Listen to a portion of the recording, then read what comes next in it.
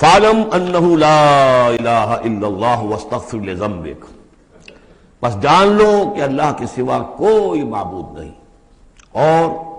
اپنی خطاؤں کے لیے اللہ سے استغفار کرو۔ اب یہاں ایک تو یہ ہے کہ یہ بات خطاب کر کے حضور سے کہی جا رہی ہے واحد کے صیغے میں۔ اس حوالے سے ایک تعویل تو یہ ہو سکتی ہے کہ یہ حقیقت میں حضور کی وساطت سے آپ کی امت سے کہی جا رہی ہے، لیکن یہ ہے کہ اس میں علماء نے یہ بات بھی نکالی ہے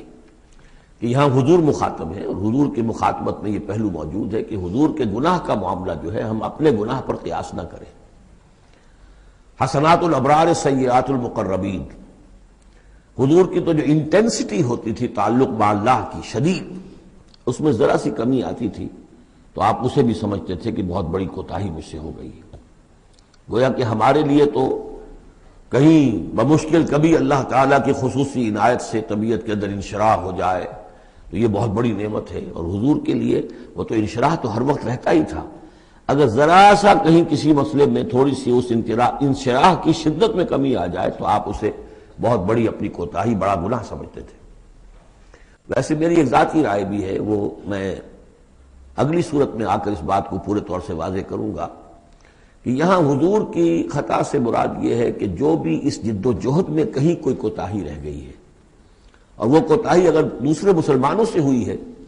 تب بھی جیسا کہ آپ کو معلوم ہے کہ جنگ اگرچہ سب مل کر لڑتے ہیں، سپاہی بھی لڑتا ہے، لیکن یہ کہ صحرا بنتا ہے تو جو کمانڈر ہوتا ہے، سپہ سالار ہوتا ہے، فتح اس کے کھاتے میں جاتی ہے۔ اسی طریقے سے شکست ہو جائے تو شکست کا جو کلنک کا ٹیکا ہے وہ بھی ظاہر بات ہے کہ سپہ سالار کے ماتھے پر لگے گا، چاہے اس میں غلطی کسی اور کی ہو جائے۔ اس اعتبار سے اگر کہیں کسی سے کوئی کوتاہی ہوئی ہے تو گویا کہ وہ حضور صلی اللہ علیہ وسلم کی جد و جہد ہونے کے اعتبار سے کہ آپ ہی کی قیادت میں ہو رہی ہے، تو اس جد و جہد کے اندر کہیں کوئی کوتاہی یا کمی جو ہے اس کا ذکر ہو رہا ہے۔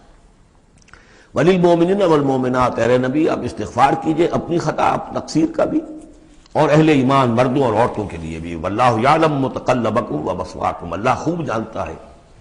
کہاں تمہیں لوٹ کر جانا ہے، بازگشت تمہاری کہاں ہے،